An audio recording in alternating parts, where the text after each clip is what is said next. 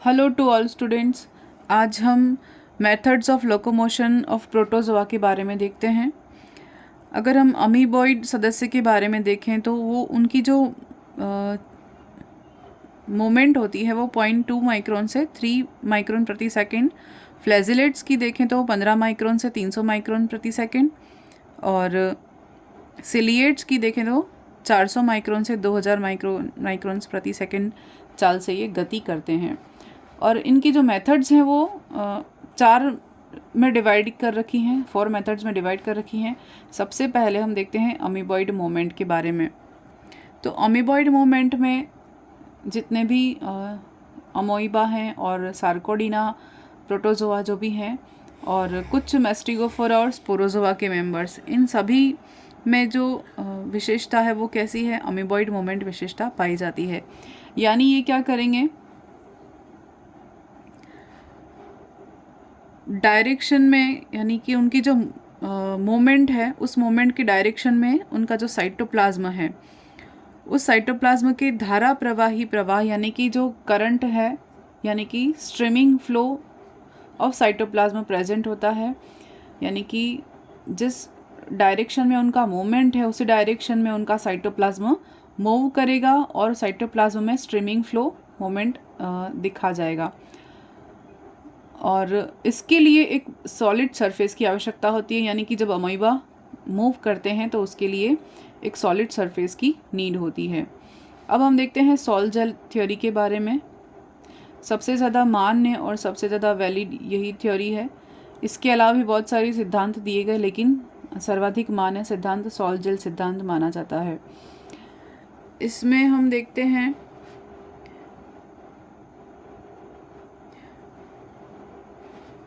Protozoa का जो शरीर है, बॉडी है, उस बॉडी में जो सूडोपोडिया फॉर्मेशन होते हैं, यानी कि सूडोपोडिया जो फॉर्मेशन होते हैं, उन सूडोपोडिया के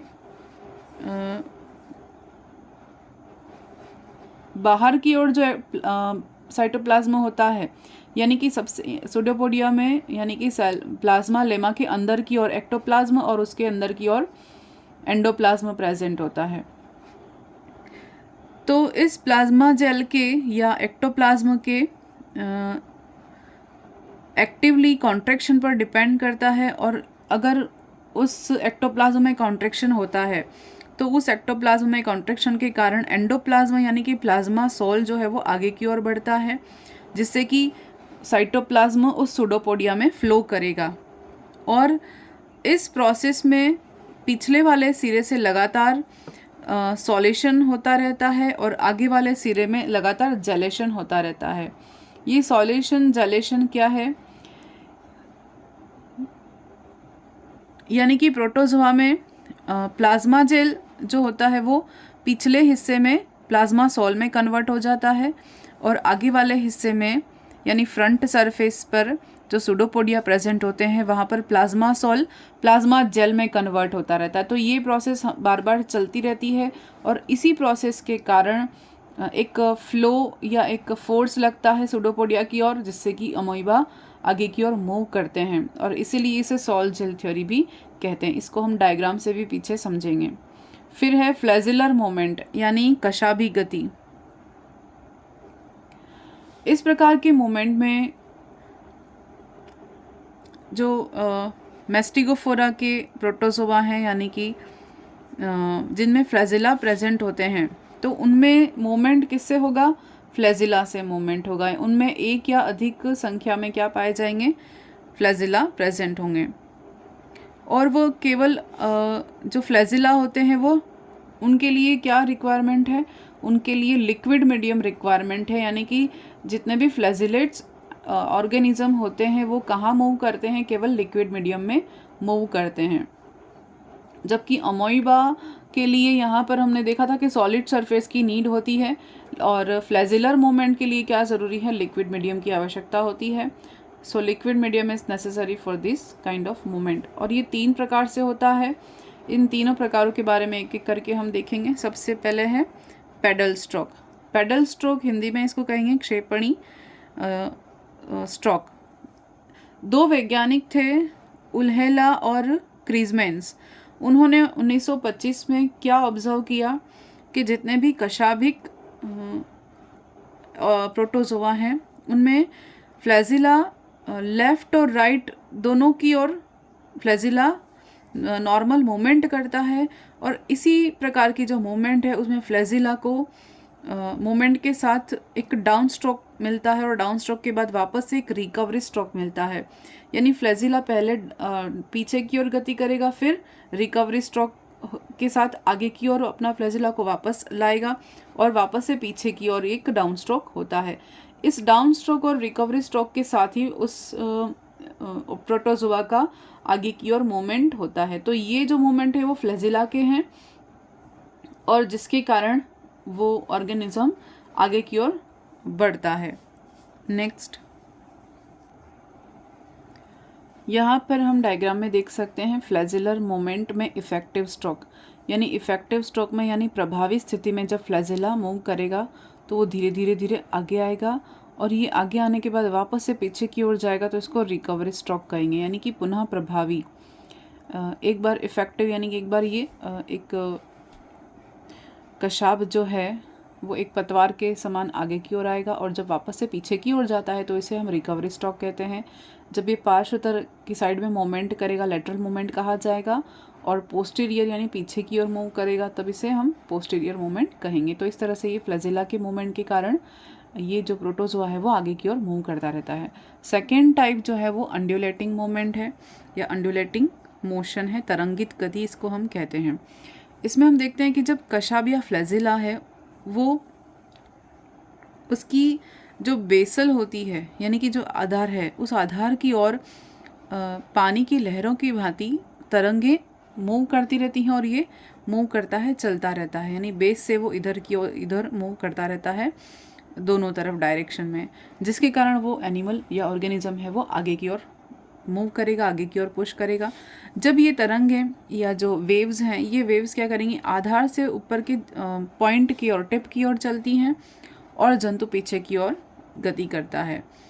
जब ये वेव्स स्पाइरल होती हैं तो जो ऑर्गेनिज्म या प्रोटोजोआ है वो ऑपोजिट डायरेक्शन में घूमने लगता है, यानी कि जिस डायरेक्शन में वेव है उस डायरेक्शन के पीछे की ओर एनिमल मूव करता है। और स्पाइरल मूवमेंट में भी ऑर्गेनिज्म उस स्पाइरल डायरेक्शन के पीछे की ओर मूव करने लगता है। तो ये है अंडुलेटिंग मूवमेंट या अंडुलेटिंग मोशन। फिर इसका जो टाइप है पहला हम इसके बाद हम देखते हैं सिंपल कॉनिकल गायरेशन, सरल शंकु आकार का परिभ्रमण। यहाँ पर एक वैज्ञानिक हैं बुशली ने एक सिद्धांत दिया था जिसे पेच का सिद्धांत या स्क्रू थ्योरी भी कहते हैं। वो क्या दिखाते हैं कि इनमें जो फ्लैजिला होता है, प्रोटोजोआ के फ्लैजिला में स्क्रू की भांति घुमावदार गति होती है, यानी कि जैसे स्क्रू घूमता है उसी तरह की इनके फ्लैजिला मूव करते हैं और जिसके कारण एक फोर्स लगता है और ऑर्गेनिज्म या एनिमल जो है वो आगे की ओर बढ़ता है। अब स्क्रू के कारण एक फोर्स लगेगा, एक प्रोपल्शन एक्शन होगी जिसके कारण वो ऑर्गेनिज्म क्या करेगा, रोटेट होगा और आगे की ओर स्पाइरली फॉर्म में मूव करेगा अपने एक्सिस की ओर। और इसको हम एक ग्लाइडिंग थ्योरी के अकॉर्डिंग भी देख सकते हैं कि सर्पण नलिका सिद्धांत या स्लाइडिंग ट्यूब्यूल थ्योरी भी इसको कह सकते हैं। इस अकॉर्डिंग होगा कि जितने भी प्रोटोजोआ हैं उनमें इस सिद्धांत के लिए, इस थ्योरी के लिए जो पेरिफेरल मेम्ब्रेन फाइबर्स होते हैं ऑर्गेनिज्म में, पेरिफेरल फाइब्रल्स होते हैं वो डबलेट होते हैं और आपस में क्या करेंगे, ग्लाइडिंग करेंगे, डबलेट के फॉर्म में होंगे और आपस में क्या करेंगे, ग्लाइडिंग करेंगे या स्लाइडिंग करेंगे, या आपस में फ्रिक्शन होगा, इनमें आपस में फ्रिक्शन होगा या सर्पण होगा, जिसके कारण पूरा के पूरा जो फ्लैजिला या सीलिया है वो कैसा हो जाएगा, झुक जाएगा स्लाइडिंग के कारण। और इसके कारण उनकी गति होती है, और गति के लिए इनमें क्या होगा, इस जो डबलेट्स हैं उनमें क्या होता है, यानी कि एटीपी से इन्हें एनर्जी मिलती है, और एटीपी से एनर्जी प्राप्त करके क्या करते हैं, स्लाइडिंग मोमेंट दर्शाते हैं। तो ये था अपना सिंपल कॉनिकल गायरेशन। यानी प्रोटोजोआ क्या कर रहे हैं, इसमें एक स्क्रू की फॉर्म में उनका फ्लैजिला मूव करता है स्पाइरल फॉर्म में, और उसी के अकॉर्डिंग उसकी सेम एक्सिस में प्रोटोजोआ क्या करता है, स्लाइडिंग मोमेंट दर्शाता है, और स्लाइडिंग के कारण वो क्या करेंगे, आगे की ओर मूव करेंगे, और उसको एनर्जी कहाँ से मिलेगी, फ्लैजिला को एटीपी से एनर्जी प्रोवाइड होगी। नेक्स्ट हम देखते हैं सिलियरी मोमेंट। सिलियरी मोमेंट में क्या होता है कि मोस्ट ऑफ जो सिलिएट्स ऑर्गेनिज्म होते हैं वो चलने के लिए अपने एक्सिस पर मूव करते हैं और स्पाइरली मूव करते हुए दिखाई देते हैं। उनकी इसी स्पाइरल मूवमेंट के कारण उनके शरीर के जितने भी सिलियाँ हैं वो सारे के सारे मिलकर क्या करेंगे, एक ऑब्लिक स्ट्रोक का फॉर्मेशन करते हैं, यानी कि एक साथ एक डायरेक्शन में वो ऑब्लिकली मूवमेंट दर्शाते हैं। और इनके जो वेसल बॉडी होती है, यानी कि जहाँ से फ्लैजिला निकलता है उसका जो आधार होता है उस आधार को बेसल बॉडी कहते हैं, और उस आधार पर एक ग्रैन्यूल होता है, कण होता है, जिसको काइनेटोडेस्मेटा कहते हैं या ब्लेफेरोब्लास्ट कहते हैं। तो यहाँ से काइनेटोडेस्मेटा द्वारा ये कनेक्टेड होते हैं आपस में सारे के सारे सिलिया, और इनमें क्या होता है, पक्षमा भी जो गति है यानी या सिलियरी जो मोमेंट है उसमें सब में सारे सिलिया में एक साथ कोऑर्डिनेशन होता है और सारे के सारे सिलिया एक साथ मूव करते हैं।